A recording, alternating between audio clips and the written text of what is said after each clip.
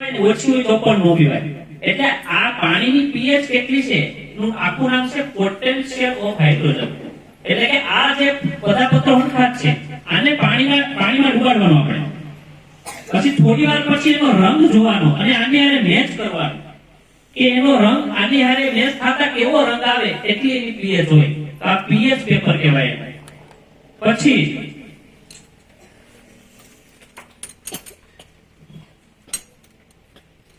જો આ છે ને એને અંગ્રેજીમાં આપણે અંગ્રેજી નામ જ આપણે કહેશું પીપેટ.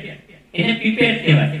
કે જ્યારે તમે આગળ જશો ને 11 12 સાયન્સમાં ને બીએસસી કરશો ત્યારે આપણે કોઈ પણ પ્રયોગ કરવા હોય ને તો પ્રવાહી છે ને એને આપણે ઘણી વખત 10 ml જ લેવું પડે. Exact 10 ml. તો 10 ml જો અહીંયા આમાં નંબર પૂછાઈ ગયા. બીજું કોઈ તો જોઈ લો. બાકી અહીંયા જે ઉપર લીટો હોય એટલે આપણે મોઢેથી આને આમ કેમ નારિયેળ પાણી પીએ એમ પાણી ચૂસવાનું અને પછી અહીંયા આમ હાથ રાખી દેવાનું. ને જો વધી ગયું હોય તો થોડુંક હાથ મૂકી દેવાનું એટલે થોડું પ્રવાહી એ પાત્રમાં પડીએ. Exact 10 ml. વિજ્ઞાનના પ્રયોગો છે એમાં ચોકસાઈ મહત્વની છે. એમાં 10 ml લખ્યું તો 10 ml જ લેવું પડે.